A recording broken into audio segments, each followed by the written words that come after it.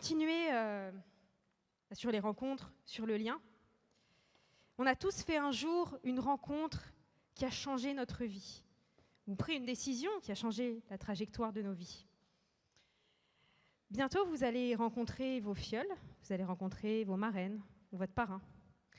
On reçoit aujourd'hui Laurence Beldowski, directrice générale de l'association Capital Filles, et Atina Marmora, directrice générale de l'association Révèle, qui sont venues pour nous donner le mode d'emploi d'un marrainage réussi, c'est ça? Le mode d'emploi d'un marrainage réussi, on m'a dit, c'est ça? Très bien, merci à vous. Je vous laisse au micro. Bonjour à toutes et à tous, bonjour. Alors, vraiment passer après Sandrine Saroche, merci. Et Sandrine, je voulais juste vous dire que je suis une grande fan, je suis même déjà allée vous voir en spectacle. Donc je recommande à toute la salle d'aller voir Sandrine Saroche, c'est un très très bon moment. Alors, des liens qui changent un destin. Effectivement, chez Capital Filles, on y croit, on le pratique au quotidien, c'est notre mantra et c'est ce que fait notre association en accompagnant les filles des quartiers, zones prioritaires de la ville ou alors quand elles sont en grande ruralité, pour les aider dans l'accès aux études supérieures, leur ouvrir le champ des possibles et leur permettre d'accéder à des métiers dits genrés, dits masculins, mais aussi pour se réaliser. L'émancipation de ces filles est importante et elle se concrétise souvent à un moment de rencontre, de lien, de puissance, quand Capital Filles leur propose une marraine qu'elles vont pouvoir par laquelle elles vont pouvoir être accompagnées en classe de terminale et maintenant aussi en Bac+1. Alors je me suis demandé effectivement quand Elisabeth m'a dit mais qu'est-ce qui fait que ça marche? Et donc effectivement, alors j'avais préparé toute une fiche là avec plein de choses à vous dire sur le mentorat, sur comment ce lien entre une fille ou une femme qui vient rencontrer une professionnelle ou quelqu'un en tout cas qui est établi, pourquoi cette personne qui a des doutes va pouvoir être accompagnée par cette personne qui a moins de doutes, pas toujours sur les mêmes sujets, mais qu'est-ce qui fait que ça marche vraiment? Qu'est-ce qui fait que cet accompagnement au quotidien ou régulièrement va renforcer cette filleule et va lui permettre d'accéder à ses rêves ou d'avoir moins de doutes justement? Alors je voulais vous parler de bienveillance, bien sûr, faire un cadre de confiance, un cadre où ces filleuls et ces marraines puissent parler librement, cette confiance que la marraine va donner à sa filleule.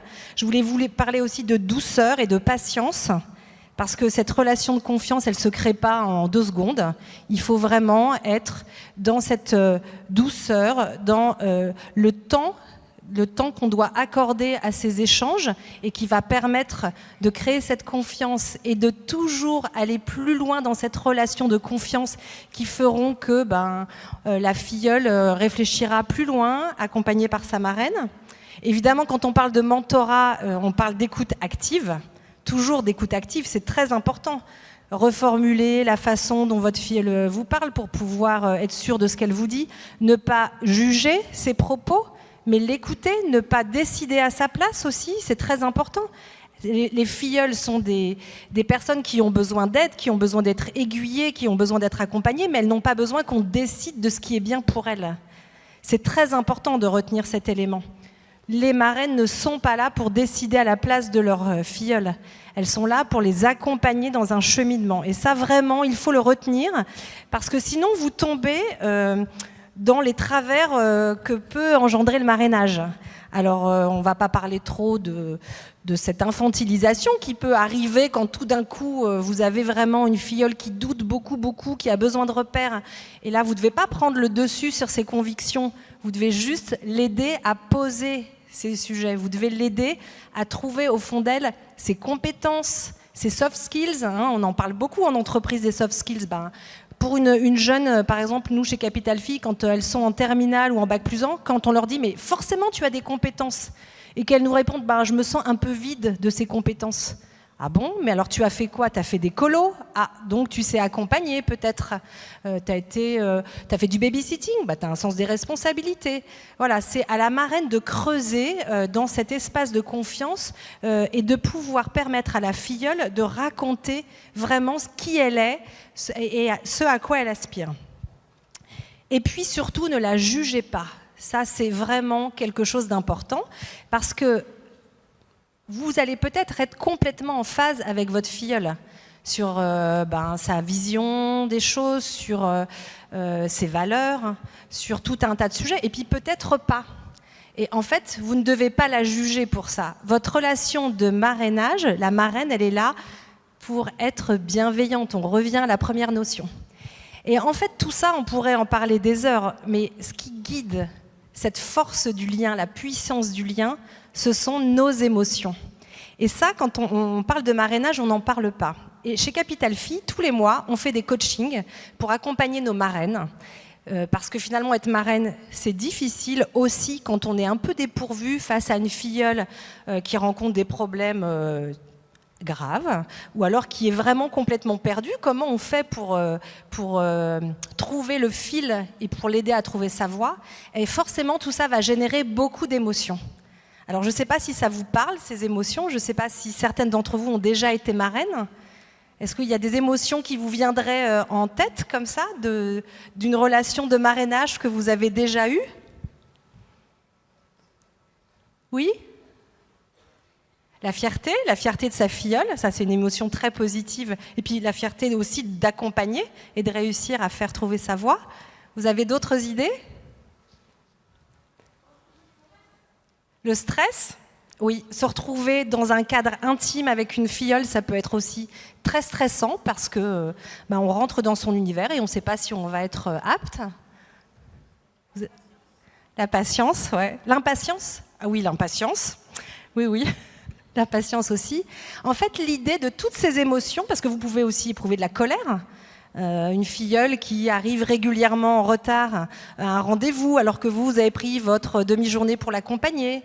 Mais toutes ces émotions, en fait, vous allez les mettre au service de votre filleule. Il ne faut pas les laisser passer. Et souvent, quand on nous dit que pour être une bonne marraine, il faut être détaché et ne pas trop s'investir dans la relation, on est d'accord. Vous n'accompagnez pas votre fille, vous n'accompagnez pas une amie.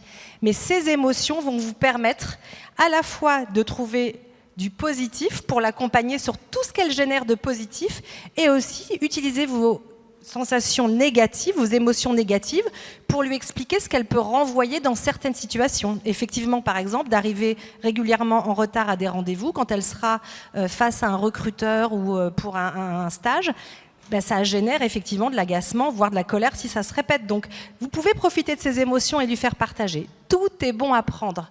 En conclusion, je voulais juste vous dire que vraiment, ce lien de filleule marraine, il est formidable. Je crois qu'il faut le vivre pour le comprendre. Donc, bravo Elisabeth d'avoir organisé et de permettre à toutes et à tous de vivre ce lien. Cherchez vraiment au fond de vous et au fond de vos filleuls l'énergie positive qui se ressortira de ce lien et vous allez voir, vous allez en faire de très très grandes choses. Bon marrainage et bon parrainage à toutes et à tous.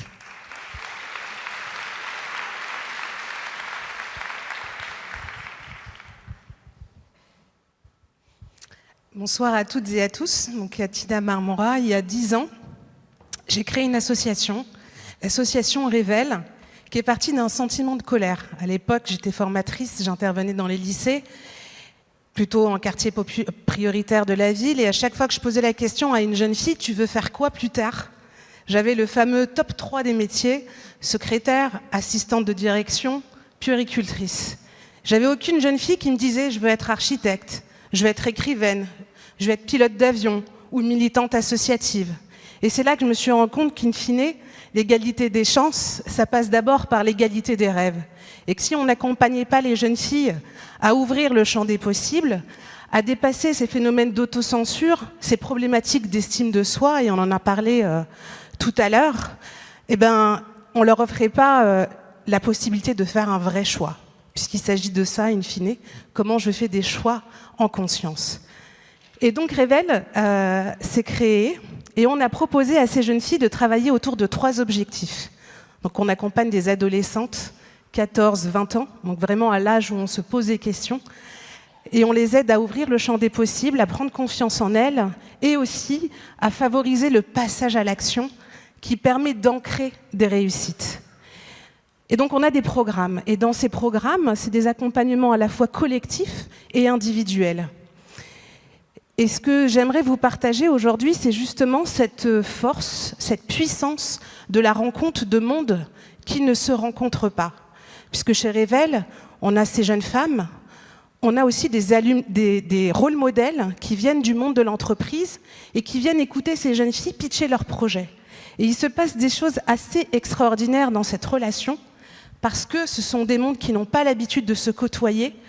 Et je sais qu'en tout cas, les rôles modèles, les parrains, les marraines, c'est que des mots, en tout cas ces personnes qui sont à l'écoute de ces filles, se prennent de plein fouet aussi, il y a l'effet miroir, et ça vient chercher.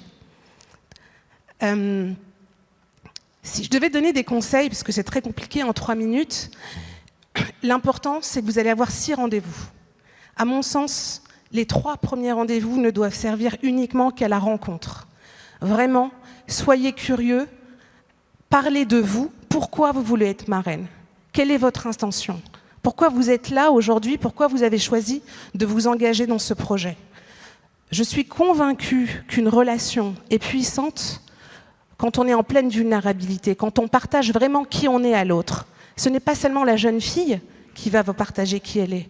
Si vous jouez le jeu et que vous êtes vraiment dans du pair à pair et que vous partagez qui vous êtes et que vous partagez vos échecs et pas seulement vos réussites à ces jeunes femmes, à ces femmes, puisque j'ai cru comprendre qu'il y avait tous les âges, c'est ça qui va rendre ce lien puissant. Aussi, un autre point qui a été dit tout à l'heure, mais je reviens dessus, sur les préjugés et les idées que vous pouvez vous faire, les raccourcis qu'on peut se faire. Je vais vous raconter une petite histoire qui, moi, m'a marquée et a marqué toute l'équipe. Il y a une jeune fille qui devait avoir un coaching. Elle ne vient pas à sa séance de coaching. L'équipe rappelle. On a la maman au téléphone qui nous dit « s'il vous plaît, elle va venir ». On attend 1h30, 2h, la jeune fille ne vient pas. Quelqu'un de mon équipe vient me voir et me dit « non mais c'est fini, c'est bon, elle n'est pas venue, tant pis pour elle ». Je lui dis « non, pas tant pis, tu rappelles sa mère, tu essayes de comprendre pourquoi ». On arrive à voir la mère au téléphone et il se trouve qu'en fait cette maman n'avait pas les moyens d'acheter un ticket de métro à sa fille qui venait de frauder depuis déjà 2 jours. Et surtout, ne faites pas de raccourcis, essayez de comprendre, de creuser dans votre relation avec votre filleule.